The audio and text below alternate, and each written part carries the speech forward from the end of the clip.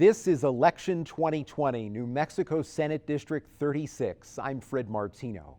KRWG Public Media and the League of Women Voters pleased to present today's forum. The rules are simple. Candidates have up to 60 seconds to answer each question, and they should not mention their opponent in the answer.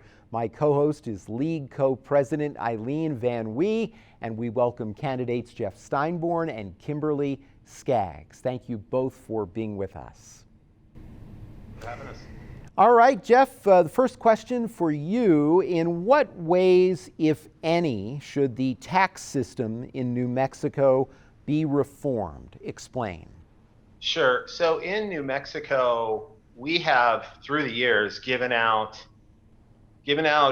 tax breaks, you could say, to a lot of special interests that have come through with their lobbyists, and really made Swiss cheese of our tax system that are ultimately costing the state up to about $1 billion a year. One of the challenges is it's hard to get transparency on even how much it's costing the state because it's privileged tax information. So there's been a lot of efforts to make more transparency and sunshine into tax incentives themselves. But I think we need to take a serious look at removing many of those that are not really doing anything for the state other than giving a special handout, and that will help to level the playing field and maybe even enable us to reduce the gross receipts tax on everybody else. Okay, thank you. Kim. Good afternoon. So as far as our tax system goes, I'm assuming we're referring to the gross receipts tax. I do believe we should convert to a traditional sales and use tax, and quite bluntly, exactly like Jeff said, not get rid of the exemptions. Sales and use tax is successfully in use across the country, and it appears to me a much safer and more transparent tax system, and I believe it would work for us. Thank you. Eileen. Kim, should New Mexico continue to tax Social Security benefits? And please explain your answer. So when you refer to should New Mexico continue to tax Social Security benefits, I'm assuming you're referring to the income tax on Social Security benefits. Absolutely not. Jeff. Okay, that's the end. Jeff? No, I think this is a form of taxation we should strive to get rid of, as we try to grow I think New Mexico is an attractive retirement state. This creates a disincentive for retirees to come to our state. Like everything we do in the legislature, you'll hear politicians say they're for everything. And the challenge is going to be, how do we pay for things? And in this state, we have a balanced budget. And that is going to be really our rub on a lot of issues we'll be talking about, is not only how do we support it, but how do we then fund it? So this is something that we've got to make a priority and find the dollars for if we're going to make it happen. Thank you. All right, we move now to education, and starting pay for teachers is nearly 20% lower in New Mexico as compared to districts in El Paso, which start at more than $50,000 a year. Jeff, we'll start with you on this. How do you assess efforts to make the state's salaries more competitive? We've made a lot of progress in New Mexico going back to the last decade with constitutional amendments 1 and 2 that raised teacher salaries, that created teacher licensure to professionalize teachers and give them professional tiers to strive and to get better training, get paid better as well. Prior to the pandemic hitting, we gave a pretty extraordinary 4% pay increase to teachers. So but then of course, with the pandemic and the bottom fell out, that got shaved back to a 1% raise. So it's something we need to continue to strive for. And frankly, this coming session, one of the biggest challenges we're going to confront is how do we protect things where they're currently at, let alone building them up. But yes, I mean, it is the most important profession we can probably have in our state. It is the ultimate economic development program. It's providing kids a good education and a path upward in life. And so we need to continue to attract the best and brightest, keep them in the profession, and be competitive with surrounding states. But we've got to fund it. Thank you, Jeff. Kim? So one of the things that Jeff said, I am going to break all the rules and agree with. Education is the very best tool we have for economic development. As far as the rest of our discussion, I believe that we are abjectly failing at education. We have not treated our educators well. We have not treated our teachers well. We have not put the funding in the classrooms where the teachers are, where the kids are, whether we're going to discuss COVID or the pandemic or not. In general, we are flat failing at education. Eileen. Kim, are you satisfied with how much money was allocated for early childhood education, the trust fund in the 2020 legislative session? And would you explain your answer, please? Absolutely. Thank you very much. I don't know why I'm still looking at you. That's confusing. So yes, I do believe in the early childhood education, but what good does it do when we put together a beautiful early childhood education platform and then follow it with a failing K through 12 platform? So that's my answer. Okay, thank you. Jeff, how do you respond to that? No, I'm not. I mean, I was glad we did something. It was a political compromise to get some funding into it, with very powerful legislators being opposed to using money from the permanent land grant permanent fund, taking a responsible sliver of that fund towards early childhood. But again, I think this is a difference, a real difference in this particular campaign is I support taking a little dividend of the permanent land grant permanent fund to build early childhood. You know, we have in this state of New Mexico what we know with child development and children's brains, and if we don't get to kids very early in their life, then their chances of being in poverty just go up tremendously. So, and we've only got as little as less than 10% of the available kids in the state who are qualified for early childhood getting it. So it's not enough to have a department. We need to put gas in the tank. We need to do it. And this is a generational program for investing in New Mexico. So okay, thank you very much, Jeff. Moving on to our next topic, healthcare. What actions do you support to improve the accessibility and quality of healthcare in New Mexico, if any? Jeff? I think I would like to see the federal government. This is largely a federal domain in the sense that we need a public option, I believe, in the healthcare offerings for the country. We need a program that enables the public sector to compete with, frankly, the large amounts of money that are going out to insurance companies and HMO and pharmaceutical companies. And so we need to get the job done of doing a public option for every state. That'll help contain costs and make healthcare more accessible. We definitely need to protect pre-existing conditions. Again, these are all federal things. I often answer questions like these by telling people how important the federal election is, because it's going to have an impact on a lot of New Mexico's lives. So I'd like to see a public option. I myself created a pharmaceutical purchasing council for the state of New Mexico to get bulk price purchasing on the million New Mexicans who get their drugs who are state beneficiaries. Okay, thank you very much, Jeff. We're out of time on that. Kim? Thank you very much, Jeff. I feel bad for you. Sorry about that. So I've done a little bit of work and a little bit of research on a personal level. We lost our insurance policy when Obamacare came in as a family. It was very frustrating when we went to replace it. We could not afford to replace it. We've got to make some pretty serious decisions regarding healthcare. We did finally replace our insurance policy, but not with anything comparable to the type of coverage we had in the same price range. So we need to all go to work together and find a valid solution. Thank you, Eileen. Kim, what should the legislature do to improve the New Mexico economy and ensure job growth?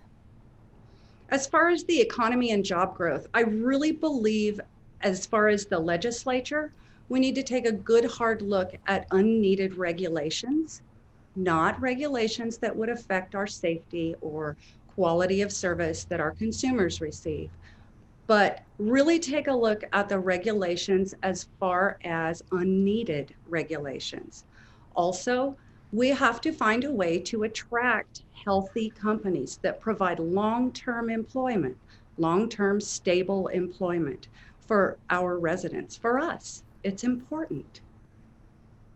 Thank you. Jeff, how would you suggest improving the New Mexico economy and ensuring job growth? You know, New Mexico is such an incredibly diverse state. What works in one community may not work in another community. And this is one thing you come to find out, and why you've got to really support a lot of different types of initiatives that help produce economic activity all over the state. Here in our community, so I think number one, providing a good education is important. Providing broadband is very important so everyone can tap into the digital economy and become entrepreneurs. Here in Doña Ana County, I have led on 2 different economic development initiatives, leading the campaign to protect the Organ Mountain Desert Peaks National Monument, which has doubled outdoor tourism in our community and created new businesses. And I also started Film Las Cruces, trying to help Doña Ana County tap into the $500 million film industry in the state of New Mexico that employs thousands of people. So I think those things leverage our unique strengths, but certainly whether it's the national labs, whether it's outdoor recreation, value-added agriculture, there's okay, just a lot Jeff, we're out of time on that. We move on now. Thank you. Do you favor the legalization of recreational marijuana in New Mexico? Explain, Jeff. I do favor it, and but I recognize it's not an uncomplicated issue. And one thing I've always believed is very concerned about drug abuse and how we help mitigate that. And one thing that I insisted on last session, when it looked like this bill may have a real chance, was that we put a lot of the revenue from expected windfall from the taxation of legal marijuana into drug and alcohol treatment. And I was successful in getting the bill amended to require, I think, as much as like 25% of the state tax revenue go towards drug and alcohol treatment. That would generate, if that iteration of the bill were to pass, anywhere from $5 to $11 million a year, that then we could leverage Medicaid funding, the Medicaid match as well. So I do support it, and but I want to see it done the right way. Kim. This is a hard one for me. I detest drugs. I hate them. Me personally, if it was me making the choice for me, I would say absolutely not. However, that is not the nature of this position. It is my job to represent District 36 and make sure that their needs and wants are represented by my actions. So if forced to vote, vote for recreational cannabis, yes, I would. However, we have pretty extensive drug problems in this state. And I really think we need to aggressively try to provide some real solutions for the people in our communities that are really struggling with that. Thank you. Eileen. Kim, should it be legal in New Mexico for a physician to assist a patient in dying? And explain your answer. I honestly cannot answer that right now. I don't have enough information to answer that. I don't have enough information to have an intelligent conversation about it. Okay, thank you for your comment. And how do you respond? Yes, I do support it. It's often referred to as compassionate choices legislation. You'll hear those words, and I've actually voted on this bill multiple times, had an opportunity to dig deeper into it, just having been in the legislature. It needs to be done the right way, to where people are cognizant, fully cognizant, and able to prove that of the decisions they're making. But it's a tool that needs to exist in the chest, and a right that needs to exist for all of us when we're in that situation. And as long as we're not being coerced into it, and with the, but it's the right thing to do. I have come to believe that, and I do support it. Okay, Thank you. moving on to our next question now. Jeff, we start with you on this. Do you support any adjustments to current gun regulations? Explain.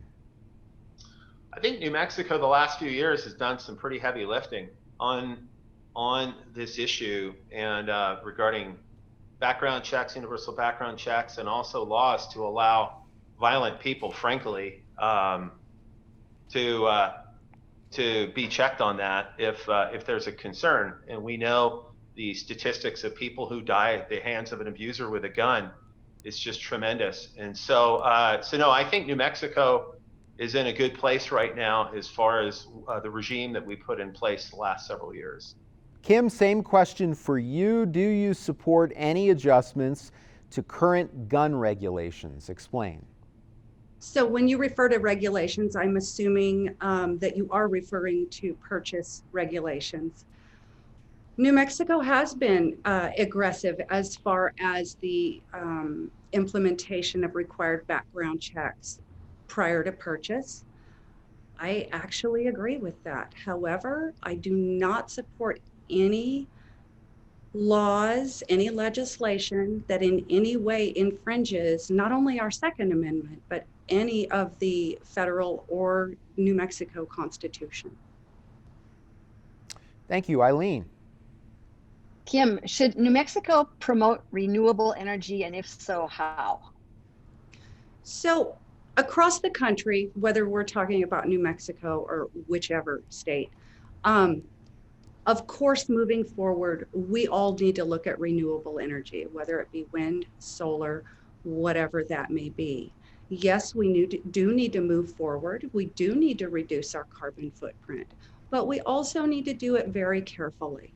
So we need to make sure that we are providing our residents the power that they need, the energy that they need, and slowly convert over in a very careful and responsible manner to renewable energy as it is possible. Thank you, Kim. Jeff, how do you respond to that? Absolutely, enthusiastically, 100% yes, and I think it needs to be done with urgency. We have a climate crisis that we are confronting as a civilization that requires all of us at the local and state level to address.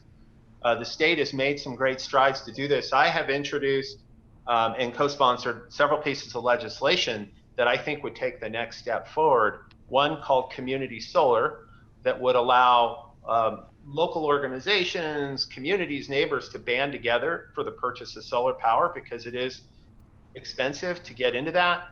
And that would allow multiple people to be able to access it and lower their bills.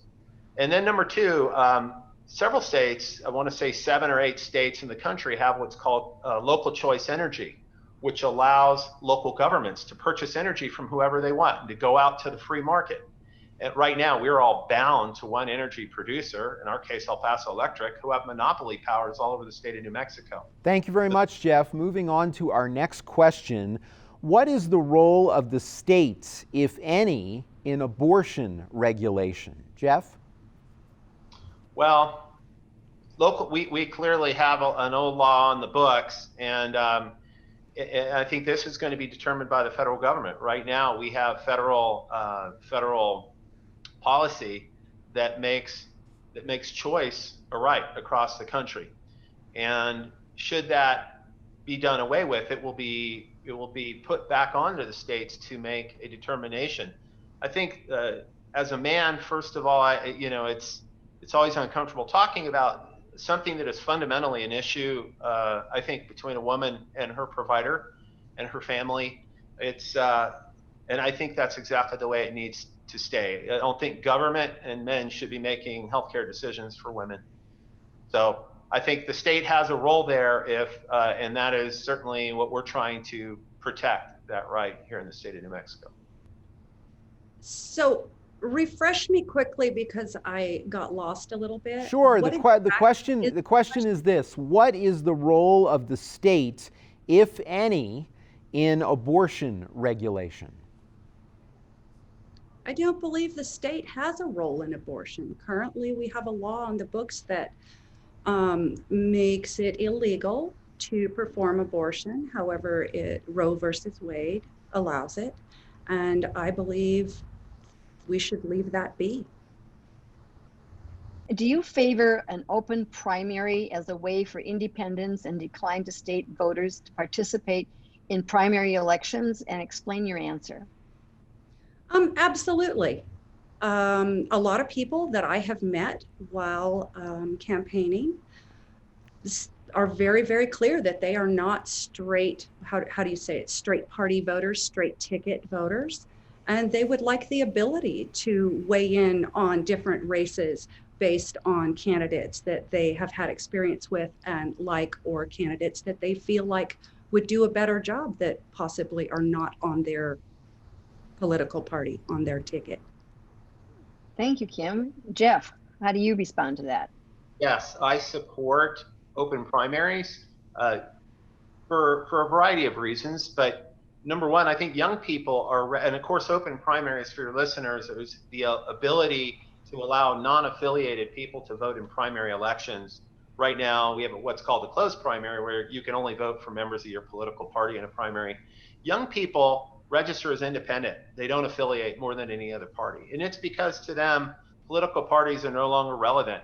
I think to have a healthy democracy, political parties need to be relevant. People in office need to be relevant. They need to care about what a broader section of people think.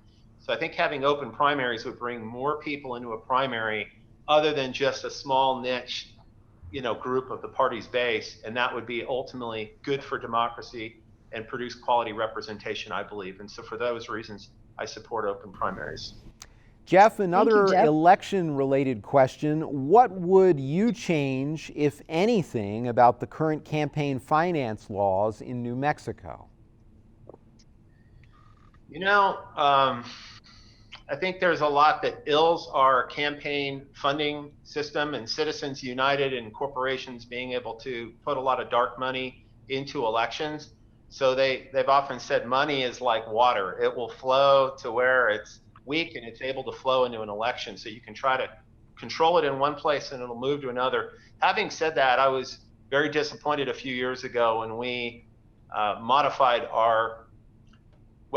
we had a bill to require more disclosure, but in that bill, they put in a provision to literally double the campaign contribution limits in the state of New Mexico for both House and Senate. And I voted against that because I was one of the authors of the bill many years ago to create contribution limits in the state of New Mexico when we had none whatsoever.